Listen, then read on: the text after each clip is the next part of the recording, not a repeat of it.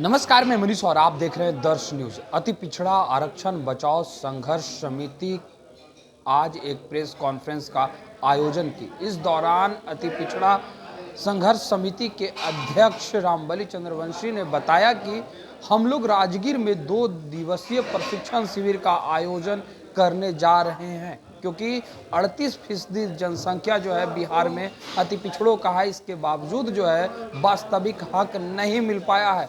सुनिए रामबली चंद्रवंशी क्या कुछ कहते हुए नजर आ रहे हैं।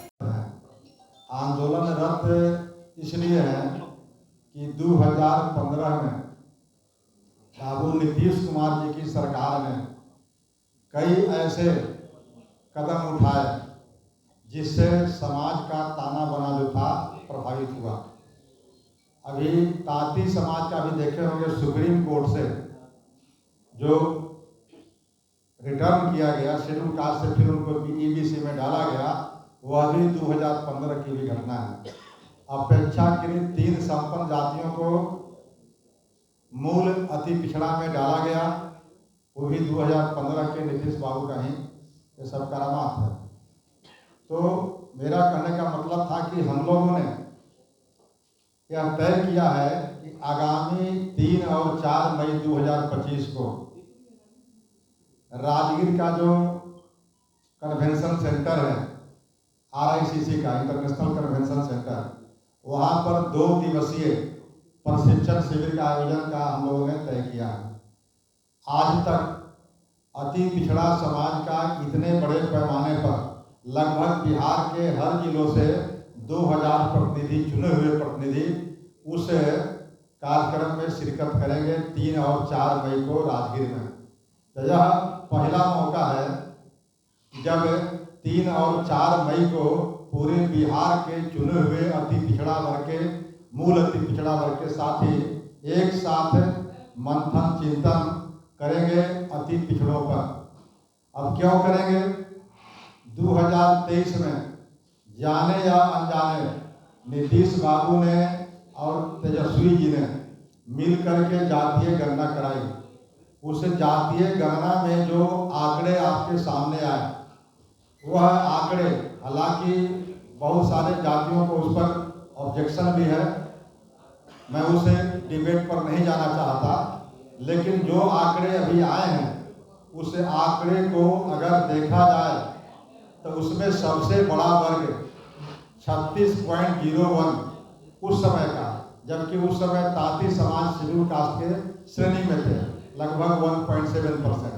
अगर उसको हमें आज की तारीख में ईबीसी में आ गए हैं, तो उसको अगर हम साथ जोड़े, अपने आबादी के साथ शेड्यूल कास्ट से वापस आ गए हैं, तो लगभग 38% आबादी के साथ सबसे बड़ा वर्ग बिहार में अति पिछड़ा समाज है। दूसरे पर नंबर पर आता है पिछड़ा समाज। पिछड़ा वर्ग की आबादी लगभग 27% उस आंकड़े में दर्शाई गई है। और तीसरे हैं दलित वर्ग के लोग 19%, 18-19% के आसपास, 18.5-19%। और चौथा वर्ग है अल्पसंख्यक वर्ग। उसमें पिछड़े और अगले दोनों मुस्लिम को जोड़ेंगे तो उनका भी 16-17% के आसपास आबादी है। और 5वां वर्ग है सवर्ण, जिनका हिंदू के अगर सवर्ण जातियों की संख्या देखें तो 10.4 के आसपास है। मैं नहीं कह रहा, ये जाति गणना का जो आंकड़े 2023 2 अक्टूबर को प्रकाशित हुए उसकी बात मैं कर रहा हूँ, इसलिए कोई बुरा नहीं माने कि रामबली जी ने अपने से ये सबको तय कर दिया, ये मेरी बात नहीं है। मैं उस किताब के आंकड़े हैं जिसको सरकार ने ऑथेंटिकेट किया है, वो जिम्मेवारी ली है कि मैं सर्वे किया हूँ और सर्वे का रिजल्ट फलाफल ये है। तो उसमें सबसे बड़ा वर्ग है अति पिछड़ा, और सबसे ज़्यादा हाशिए पर, चाहे वो राजनीतिक हो, सामाजिक हो, शैक्षणिक हो, आर्थिक हो, हर कसौटी पर जब उसको हम देखते हैं तो सबसे फिसड्डी वह अति पिछड़ा वर्ग के समाज है। तो आखिर आज़ादी के 78 वर्षों के बाद भी जो आरक्षण की धारणाएं थी, जो होल्टर आयोग के समय से, यानी 1892 से जो आरक्षण की बात की गई अंग्रेज के ज़माने से लेकर के आज तक कई आयोग बने। उसके बाद टाटा कलिकर आयोग बना, मंडल कमीशन बना, मुंगेरी लाल आयोग बना बिहार में। बावजूद इसके जो लोग हाशिए पर थे वो और हाशिए पर होते जा रहे हैं। तो आरक्षण की धारणा जो है वह लोगों को आगे क्यों नहीं बढ़ा रहा है, इस पर विचार करने की बहुत ज़रूरत है, मंथन करने की ज़रूरत है।